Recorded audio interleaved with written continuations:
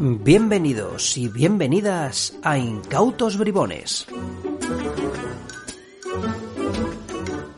Hola, Incautos Bribones, soy Rafael Benatar y les voy a contar una anécdota que me contó el gran Johnny Thompson, The Great Thompsony, cuando estuvo trabajando una temporada en Madrid, creo que en 1988. Un día él fue a recoger a Dai Vernon con su coche para llevarlo a una actuación que tenía en el Magic Castle. Vernon le pidió si podían pasar antes por el súper porque necesitaba comprar las cargas para los cubiletes. Entonces van al súper y empiezan a ver, qué bonita esta cebolla, esta patata me encanta, este limón así gordito. Y Johnny Thompson se da cuenta que estaba eligiendo unos tamaños un poquito justos o quizá demasiado grandes. Entonces se lo dijo a Vernon, oye, ¿te aseguro? Y él le dice, no te preocupes que yo conozco mis cubiletes, no hay ningún problema. Pero Thompson sigue dudando y le dice, oye, ¿por qué no te compras esa y una un poco más pequeña por si acaso? Que te calles, que no hay ningún problema, que yo conozco mis cubiletes. Entonces finalmente fueron al castillo y antes de la actuación Thompson le dice, oye, ¿y qué te parece si pruebas a ver si las frutas caben? Que no te preocupes, que no hay ningún problema. Y bueno, al final Vernon actuó, sacó los cubiletes, hizo aparecer las frutas sin ningún problema y resulta que él ya tenía sus frutas y lo sabía, y lo de la visita al supermercado fue solo una broma que le quiso gastar a Johnny Thompson. Bienvenidos y bienvenidas a Incautos Bribones, el podcast de Páginas. Mi nombre es Borja Meyer, soy entretenedor profesional y el capitán de esta nueva aventura audiofónica. En este episodio de Incautos Bribones indagaremos en una obsesión, en un viaje de ida y vuelta del país de los ilusionistas a las tierras indómitas de los tahúres más peligrosos y pendencieros de los Estados Unidos. Hoy hablamos de Dai Vernon y su interés casi obsesivo por el experto en la mesa de juego. ¡Comenzamos!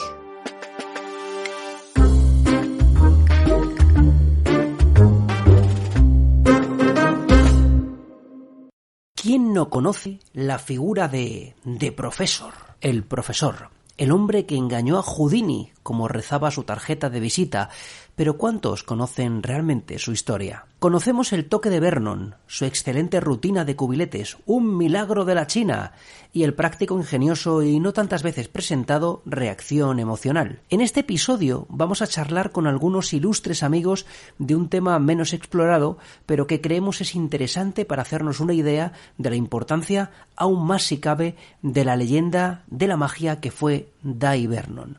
Al comienzo del podcast habéis escuchado la voz de nuestro amigo Rafael Benatar relatando un simpatiquísimo episodio de la historia de Dai Vernon. Hoy tenemos con nosotros en el programa a Miguel Gómez, uno de nuestros maestros más reputados y por todos conocido, propietario del Teatro Grada Mágica y autor del libro El placer de la magia. Y también nos acompaña Jorge Carmona, un auténtico experto y conocedor del mundo de las trampas de juego y de los tahúres y autor del libro Crianza, Advanced Card Mastery.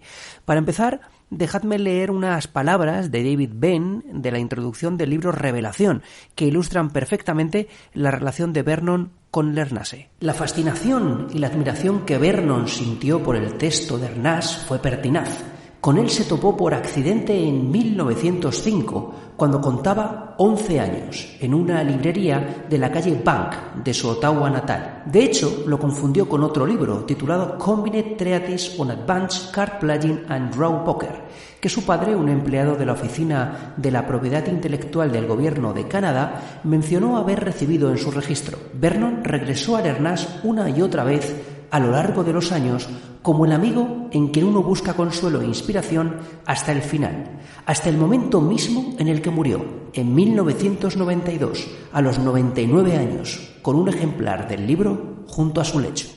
Y después de esta breve lectura del libro Revelación, ahora sí, vamos a comenzar hablando con Jorge Carmona y planteando una pregunta que seguro que alguna vez se os ha pasado por la cabeza. ¿Cómo es el mundo de los tahúres? ¿Cómo se accede? ¿Es un mundo peligroso? ¿Qué pasa si me pillan haciendo un salto en mitad de una partida? Jorge nos responde la pregunta. Mira, una cosa que a mí me preguntan siempre es, más que el cómo es el mundo, cómo se accede, ¿vale? Esto, insisto, sucede como en la magia, depende de millones de factores y depende de la historia de cada uno. Ahora bien, sí que hay un elemento fundamental, ¿vale? O un elemento que siempre coincide. Y es que te tienes que sentir atraído por el juego como tal. Entonces, en mi experiencia personal, yo me aficioné al juego hace mucho tiempo. ¿Vale? Igual que otro desarrollo, otro hobby. A mí siempre me ha interesado el juego en general y el mundo del casino en particular. Entonces ya a los 18 años, bueno, pues solía ir a casinos, pero más que a jugar, porque realmente es que no disponía de dinero para poder jugar. Me llamaba la atención aquel mundo y observaba a los croupiers, en fin, a los dealers y, en fin. Bueno, la cuestión es que de manera simultánea yo desarrollé una afición a la manipulación de cartas, concretamente. Entonces, ambas cosas fueron de la mano y, naturalmente, una reforzaba a la otra y la otra reforzaba a la una. Entonces, a medida que yo iba visitando casinos e iba conociendo gente de este mundo, pues digamos, pues eso que, como en todo, vas estableciendo contactos y bueno, pues el círculo se va ampliando. Ahora bien, llega un momento en el cual pasas, por decirlo de algún modo, a un escalón un poco superior. Y es que generalmente, cuando se quiere celebrar una partida privada, se suele contactar con personal que se dedica profesionalmente al juego.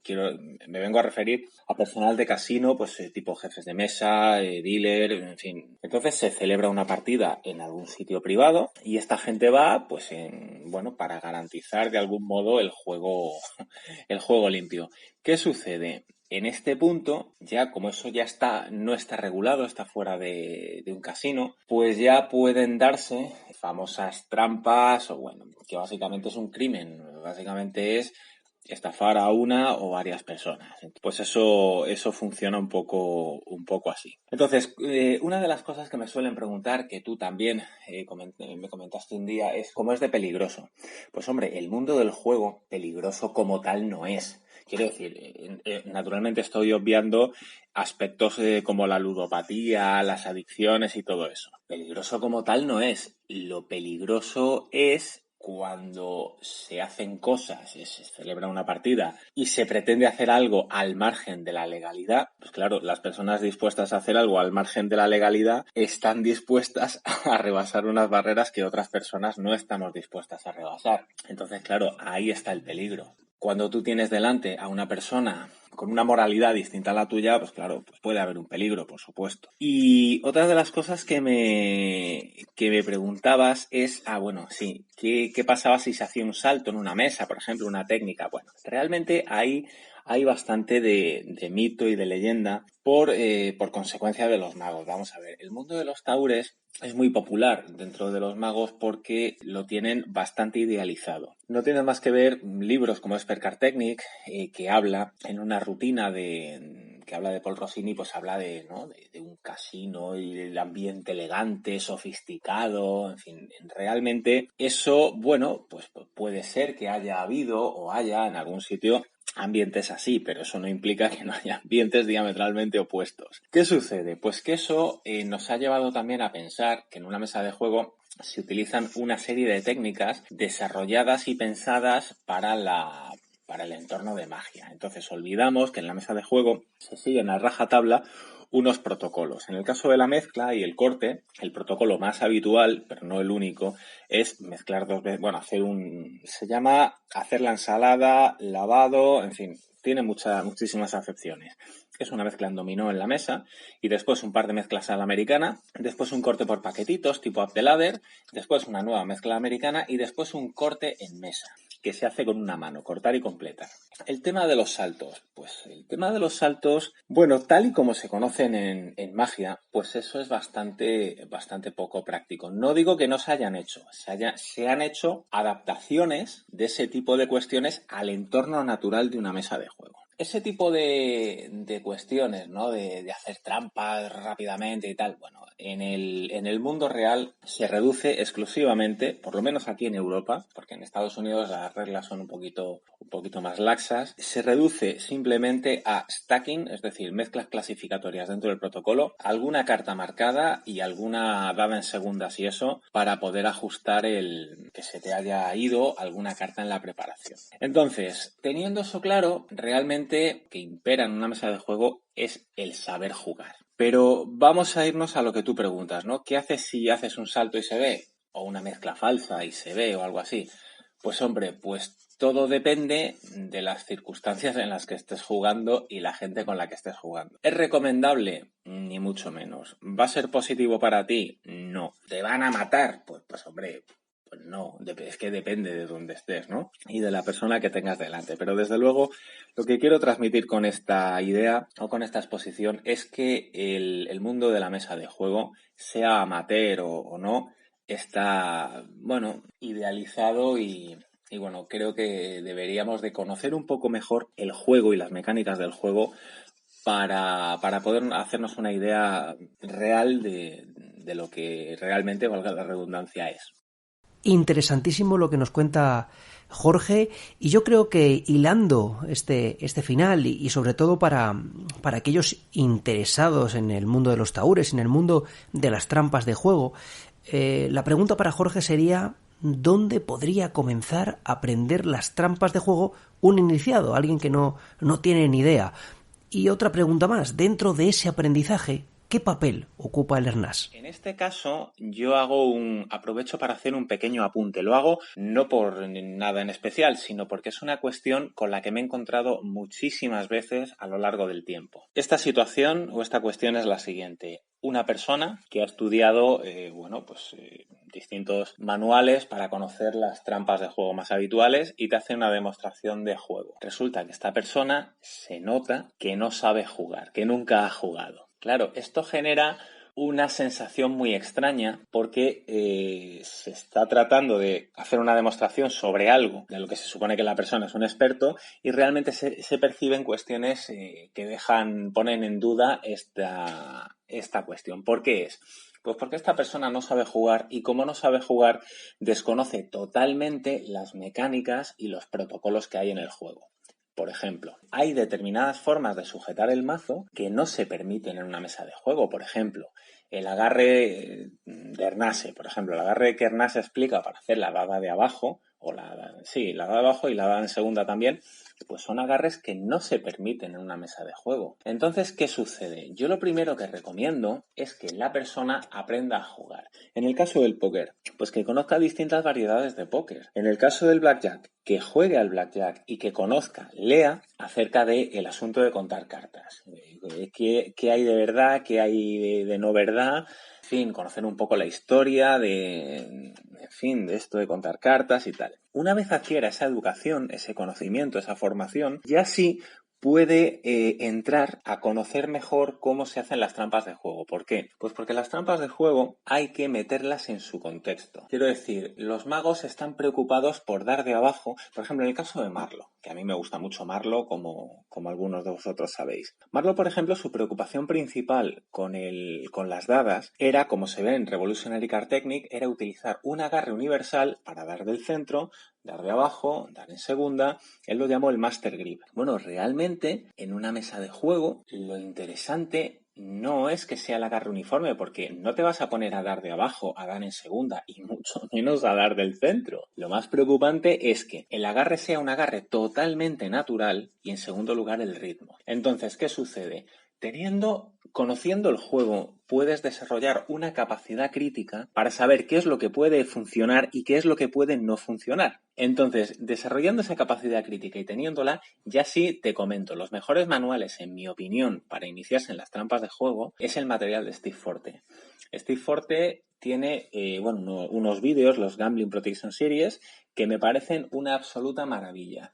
También dentro de Steve Forte tiene sus primeros libros, los más conocidos, que fueron el de Casino Game Protection y Poker Protection. Entonces, ¿qué pasa con estos dos libros? Sobre todo con Casino Game Protection. Casino Game Protection explica una cosa muy interesante que no se comentó en la pregunta anterior, pero debería de ir ahí también. Y es que Steve Forte habla también del uso de la tecnología en las trampas de juego. Es algo que a día de hoy ya se está viendo, ya es casi un estándar. Y bueno, pues Steve Forte te da un conocimiento general sobre ese tema. También es muy interesante su último libro, Gambling Sleight of Hand. Está muy bien, pero vamos, a mi modo de entender, con estos tres que he comentado, yo creo que se adquiere un conocimiento bastante exhaustivo. Luego también tiene otro folleto muy interesante que se llama Read the Dealer. Read the Dealer, ¿qué es? Es un folleto donde Forte explica los tips más habituales que puede tener un dealer en una mesa de blackjack,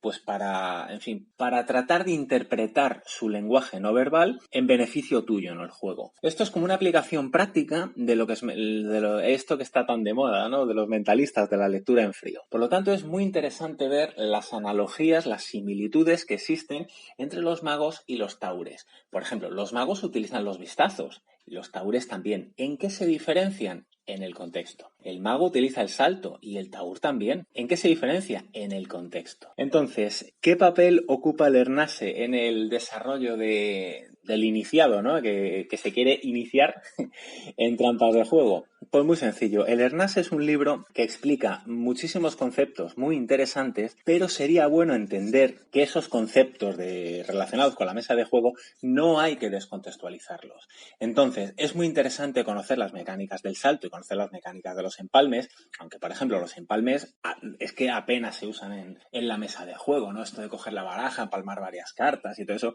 eso yo no lo he visto nunca. ¿Puede ser que se utilice? Pues puede ser. Ahora bien, la cosa es que tú puedas enfrentarte a ese libro poniéndolo bien en contexto y desarrollando una capacidad crítica para adaptarlo a lo que es. Así que bueno, el Ernase, un excelente libro, conviene no descontextualizarlo y aprovecho para recomendar el estudio que hace Darwin Ortiz sobre el Ernase, porque ahí vienen una cantidad de fuentes muy interesantes de libros y tal para poder conocer todo esto un poquito mejor. Muchísimas gracias, Jorge, por toda esta información que estoy segurísimo que será súper valiosa para todos esos bribones que nos están escuchando. Vernon fue por encima de todo mago. Su obsesión por perseguir hasta el último taur vivo para que le explicara una técnica concreta no tenía otro fin que su aplicación en la magia. Por eso quiero hablaros del libro Revelación, y lo haré con unas palabras de Michael Albright, que fue alumno directo del profesor. En ningún momento, mientras trabajé en este libro, dejé de pensar en Vernon, en cuánto significó para mí y en cómo hemos querido crear algo de lo que pudiese sentirse orgulloso. Trabajando en Revelación, me he sentido tan nervioso como cuando solía mostrar al profesor un juego o un pase. Las manos me temblaban. Tanto para David como para Mike y para mí, la luz que nos ha guiado a lo largo de todo el proceso ha sido la frase con que Vernon comenzó Revelación, un sucinto comentario que expresa lo importante que esta obra fue para él. Este es el libro que siempre quise escribir. Hemos hecho todo lo posible para cumplir las expectativas del profesor. Ojalá Dave viviese hoy para que pudiésemos oír su respuesta. Bueno, estoy completamente seguro que el profesor Dave Vernon está encantado con este libro Revelación. Y ahora vamos a charlar con el maestro Miguel Gómez.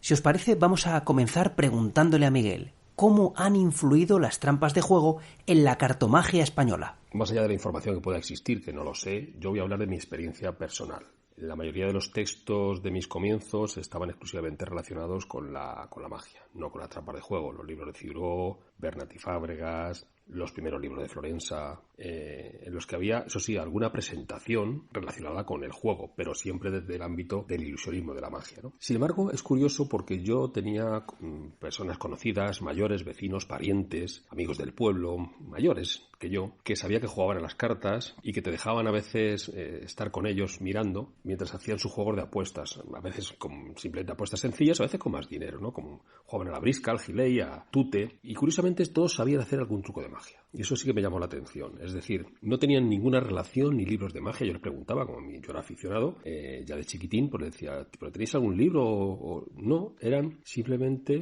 trampas o manejos o tretas que ellos usaban, pues muy probablemente para cuando jugaban con alguien muy noble, pues engañarle a las trampas, ganarles dinero, ¿no? Pero con esas técnicas que usaban para sus trampas, pues ya eran capaces de hacer algún juego sencillo y directo para sus amigos y familiares. También es verdad que quizá, además, era como una especie de forma de esconder ese vicio del juego, es decir, el pasar muchas horas con las cartas con el fin de engañar, pues lo camuflaban con el hecho de, en fin, hacer un truco de magia, y de esta forma pues parecía que practicaban para hacer algún jueguecillo de magia. Pero insisto, que eran cosas que ellos habían aprendido del boca a boca. Por tanto, se muestra que esto que siempre se ha dicho, que es cierto, ¿no? De que las trampas de juego, las trampas de los taúres, generalmente han circulado un poco en el underground, y efectivamente con el boca a boca. Finalmente, hay muchas que están ocultas, que muchas ni las sabremos jamás, y muchas ya se hicieron conocidas. Incluso ya gente no jugadora, pero simplemente pues por contacto personal, pues aprendían trucos sin haber leído magia ni haber sabido absolutamente nada de la magia, ¿no? También es verdad que en la época que yo estoy hablando, yo empecé al principio de los 70, ¿no? Muy jovencito. En esa época la mayoría de la gente que se dedicaba profesionalmente a la magia lo hacían con una cartomagia de salón, generalmente la mayoría, no todos, pero la gran mayoría. Por tanto, no había un verdadero interés, además, en conseguir esa información para relacionarla con la magia, ¿no? Quizá como mucho el salto, ¿no? Que era una forma de deshacer el corte, sí se utilizaba en la cartomagia, pero era más como control que como forma de destruir el corte, ¿no? Yo creo que las verdaderas trampas siempre han permanecido un poco en el anonimato.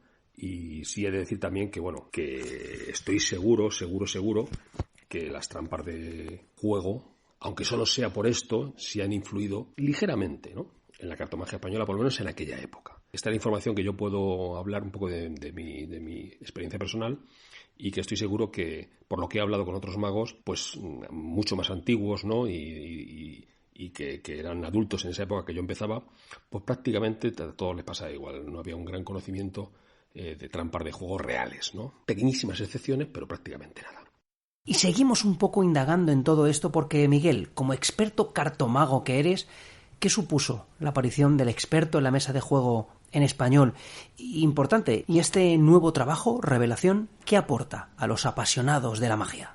Bueno, esto encaja un poco con lo anterior. Es decir, desde de no tener absolutamente nada, de no tener ningún tipo de información específica sobre trampas de juego, nos llega un texto en castellano, muy antiguo, pero aquí en España llega en esa época, finales de los 70, principios de los 80, creo que fue la traducción, en la que nos llega material relacionado directamente con trampas de juego, teóricamente escrito por un taur. Además, este hombre, Ernase, el autor, describe juegos de magia dentro de este libro. Yo creo que quizás pretendidamente, para que se vea claramente la relación que hay, yo creo que de forma pretendida, entre las trampas de juego que él describe, lo que él describe como trampas de juego, con la magia, la aplicación directa para efectos de magia. También puede ser una treta, una forma de conseguir venderlo más, ¿no? Es decir, seguramente puede haber gente aficionada a las trampas, pero hay muchísimas más aficionados a la magia, ¿no? Todavía recuerdo con verdadera pasión cuando me llamó Juan Tamariz para decirme que si le ayudaba a revisar la edición en castellano. Eran unas traducciones que hizo Mónica Tamariz, su hija, y que me llegaron, pues quedábamos en el metro, me llamaban a través de fotocopias manuscritas, ¿no? Es decir, ella lo traducía directamente en papel, escribiendo a mano, y yo me pasaban esas copias en papel para yo hacer las revisiones del texto, ¿no? Y es curioso cómo esos montones de manuscritos de Mónica, pues sin apenas dibujos, con muy poquito, alguna fotocopia del libro original me pasaban de dibujo, pero apenas había. Sin embargo, daba toda la información necesaria para entender perfectamente la técnica, y no solo eso, sino también el timing de la realización. Es decir, había unas descripciones absolutamente maravillosas dentro de este mítico texto, ¿no? de Ernase. Es curioso porque cuando nosotros nos llega esta edición en castellano, nosotros ya conocíamos la magia de Dave Vernon, pues fundamentalmente por las traducciones por los libros de Ganson, aunque estaban en inglés, pero bueno, que fueron más o menos accesibles para los magos españoles, ¿no?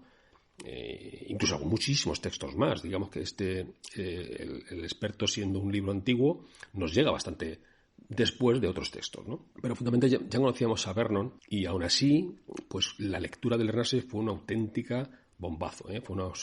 Estaba lleno de muchísimas novedades, por lo menos para los magos españoles, ¿no? Años después llega la versión maravillosa de Dave Vernon, de este libro, que es el libro Revelación, ¿no?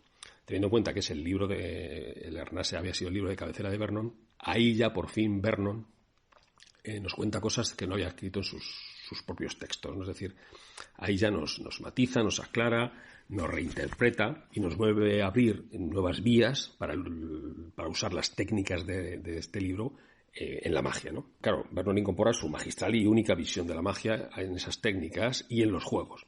Y además amplía en el libro Revelación aportaciones suyas e inspiraciones suyas que le ha dado este libro de Ernase. Por tanto, estamos hablando de una joya, este libro Revelación, una joya renovada, ¿no? Es una auténtica maravilla, ¿no? Y llega finalmente la guinda del pastel. Esto es lo mejor.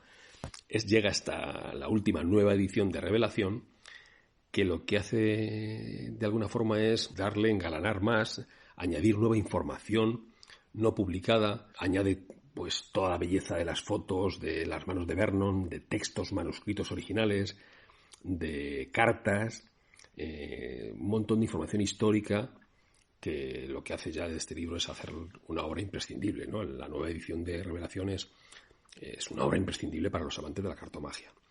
Es verdad que hay estudiosos de la magia de las trampas de juego, como puede ser los estudios posteriores que ha hecho el grandísimo Steve Forti. Y claro, él lo hace desde el punto de vista de las trampas de juego, que es su ámbito de trabajo. Él no se dedica a la magia. Y él hace un estudio magnífico y pone en duda que el material que sale en el libro de Ernase realmente sea de trampas de juego, o realmente sea utilizado en las mesas de juego. Yo, sinceramente, eso no lo sé. Lo que sí es cierto es que todo el material que viene en el libro de Ernase para la cartomagia es imprescindible, es un material único. Además, este mítico texto pues hace que sirva de inspiración para charlas, guiones maravillosos, por lo que es indudable que fuera quien fuera este hombre, Ernase, pues conocía en profundidad el mundillo, al menos el mundillo de los taures. Yo pienso que quizás Ernase no explicase quizás técnicas auténticas de taures un poco por respeto a sus colegas. Ten en cuenta que era el medio de vida de un montón de gente donde él pertenecía también, y que no les interesaba que las verdaderas trampas reales de juego fuesen descubiertas. Muchas de ellas, me imagino, que se habrán ido con él, ¿no? Quedarán ahí ocultas para siempre, ¿no? Pero lo que sí es seguro es que esta obra es, bajo mi punto de vista, la obra más influyente de la cartomagia del siglo XX. Quizás, aunque solo sea por el impacto que produjo en Vernon y la magnitud de la figura de Dave Vernon, el profesor, ¿no? Como el mago más influyente de la magia de cerca de toda la historia, quizás, ¿no? Pues, aunque solo sea por eso, pues ya este libro tiene que tener un lugar de privilegio. Además, el nuevo Revelaciones, yo creo que por su magnitud y por su belleza, pues quizás sea esa última pieza que faltaba para que esta obra se haga definitivamente inmortal. Yo creo que estamos ante una verdadera joya. Yo creo que los apasionados a la magia, por supuestísimo, pero incluso los no apasionados, los simplemente estudiosos, deben tener esta obra, y además, trabajada en profundidad, descubrirán muchos que hay cantidad de material que aún hoy en día sigue siendo desconocido para la mayoría de los magos. No es un libro en el cual coges material y es ya muy conocido, aunque sea para expertos. No. Existen verdaderas joyas todavía ocultas que muchas veces cuando uno relee esta obra las vuelve a descubrir. Así que estamos de enhorabuena y por fortuna tenemos esta magnífica edición en castellano del libro de Revelación.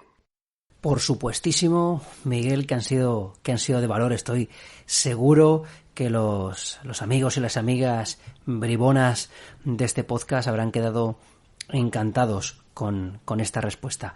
Bueno, y hasta aquí el segundo episodio de Incautos Bribones, el podcast de Páginas. Muchísimas gracias a Miguel Gómez y a Jorge Carmona por acompañarnos. Ha sido un auténtico placer y un contenido realmente de valor. Y por supuesto, gracias al amigo Rafael Benatar por esa anécdota de Dave Vernon. Y esperamos que después de este episodio salgáis corriendo a perseguir taures para que os cuenten sus trampas de juego y las apliquemos todos a la magia.